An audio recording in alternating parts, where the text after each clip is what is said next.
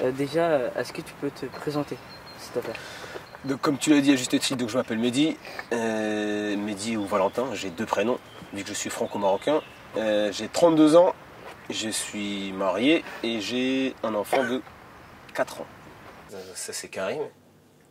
Et tiens, Ça c'est Redouane, ça c'est Hanan. Karim qui travaille aussi au service jeunesse. Enfin, compliqué. Vu qu'on commence un peu à être serré ici, Redouane reste là. Karim vient là, nous on va sortir. En plus il fait beau, on va profiter de ça un peu, tant mieux. On y va? Pas toi. Hein.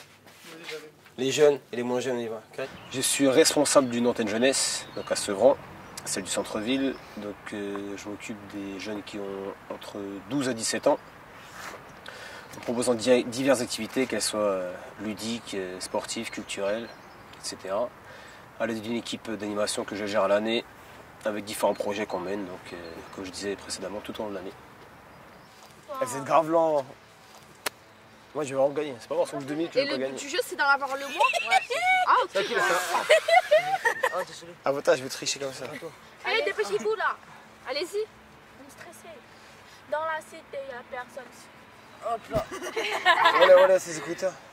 Oh, je te jure. Mais attends. Mais qu'est-ce que tu fais? Calme-toi, il y a un ordre. Décale. C'est pas un jeu, c'est pas un jeu. Et je suis né à Blanc-Ménil en 1985. Après, j'ai grandi au Aulnay jusqu'en 94, donc pendant 8-9 ans. Après, je suis parti à la campagne, justement, en 77. Et je suis revenu à Sevran en 2012, dans les années 2000 et quelques. Et j'ai tellement aimé mon travail, c'est-à-dire que je faisais pas le nombre d'heures minimum. C'est-à-dire que j'étais vraiment là à Sevran, je traînais à Sevran. Bon, c'est que la ville m'a adopté et moi j'ai tellement aimé cette ville-là qu'elle m'a adopté. Donc par rapport à ça, je suis marié à une Sevranaise, maintenant j'habite à Sevran. Je suis pas un pur produit sevranais. Mais peut-être que je suis plus attaché à Sevran que certains Sevranais. C'est possible. J'ai aussi une autre casquette, celui de promeneur du net. Donc c'est un projet qui vient de Suède. En gros, parce qu'on a remarqué que vous êtes énormément sur les réseaux sociaux. Les jeunes, il me semble qu'il y a 85% des jeunes de votre âge qui sont connectés. Instagram, Snapchat, Facebook, etc. Surtout Snapchat en ce moment. Et l'objectif, le but, c'est d'arriver à vous sensibiliser par l'intermédiaire de ces réseaux sociaux. Là où vous êtes beaucoup, au lieu de dire bah, on n'est pas là-dessus, c'est pas grave. Là, le but, c'est vraiment d'aller dans ces réseaux sociaux et de faire un petit peu de prévention, de conseils, de choses comme ça. Donc c'est aller sur votre terrain pour mieux vous cerner ou faire d'éventuels projets avec vous. Est-ce que c'est dur? Promeneur du net? Oui. Ça prend du temps, l'investissement, et il faut être au courant de plein de choses. Ça peut toucher divers sujets, ça peut toucher la drogue, le sexe, des projets, des activités, un ressenti de quelqu'un, etc. Donc c'est vraiment rentrer dans l'intimité des jeunes. Il faut savoir le faire, c'est une méthode. Il ne faut pas être forcément trop direct, il faut être beaucoup à l'écoute. Donc c'est une vraie casquette supplémentaire, si je peux dire. Est-ce que tu peux nous parler un peu de l'association? Tu as parlé un peu de l'association. Donc comment tu sais que je suis dans une association? C'est quand tu t'es présenté, tu en as parlé. Donc l'association elle s'appelle Donneur, elle a été créée en 2015. Et j'étais président de cette association de 2015 à 2018 qui vient en aide aux personnes les plus démunies, sous différentes formes. Ça peut être des sans-abri, ça peut être des gens en difficulté financière, en difficulté autres, etc.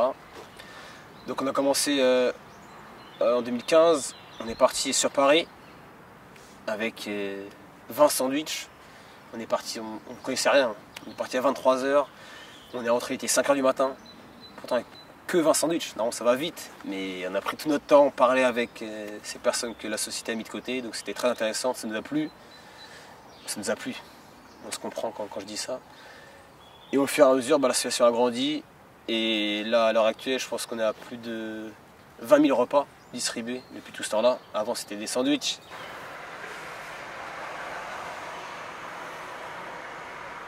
Donc ici, on est au Briques Rouges.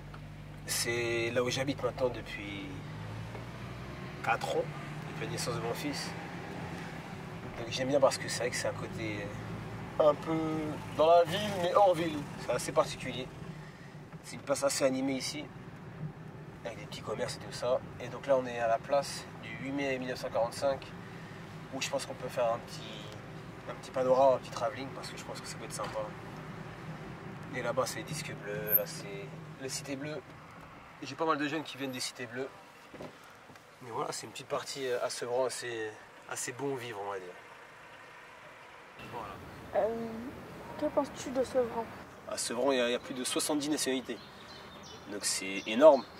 C'est une chance. C'est une ville qui est très jeune. Je crois même que c'est la deuxième ville la plus jeune de France.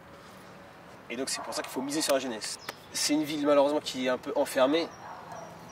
Comme vous voyez, on est encerclé. Donc il y a beaucoup d'habitants. On est les uns sur les autres. Il y a beaucoup de voitures. On ne lâche pas.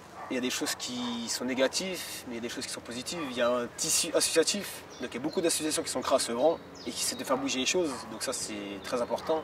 C'est pas une ville morte, loin de là. Bon alors un mot de la fin. On va essayer de trouver un mot de la fin. Les jours à venir, pardon. Les mois à venir, les années à venir, c'est vous. Et donc vous avez une responsabilité. Nous on a une responsabilité envers vous et vous aussi. Vous, c'est vous le futur de la ville. Même si vous partez plus tard, etc., ce qui est votre choix, pas de souci. Mais là actuellement, c'est vous qui construisez votre réflexion, si je puis dire. Donc c'est important que vous vous rendez compte des choses. Les médias souvent ils veulent vous dire ah Sevran c'est une vieille ville, etc. Ah vous êtes des racailles. C'est à vous de montrer l'exemple inverse. Quand on va en sortie, quand on va sur Paris, etc. Donc, on sait se tenir, on sait parler sans utiliser des gros mots. On peut être habillé comme ça, d'une certaine manière, en survêtement, etc. Mais on n'est pas plus bête qu'un autre. Et qu'il faut que vous ayez confiance en vous. C'est pas parce que vous venez de la banlieue que ça y est, vous êtes condamné à l'échec, comme dirait Kerry James. Vous n'êtes pas condamné, loin de là. Il faut avoir confiance en vous et casser les préjugés. C'est pas parce qu'on vient de Sevran, qu'on habite un bâtiment ou je sais pas quoi, qu'on ne peut pas réussir dans la vie. Ça marche? Oui. Pour moi, Mehdi, c'est comme un frère, même je dirais un père. Pour moi, Mehdi, c'est quelqu'un de drôle.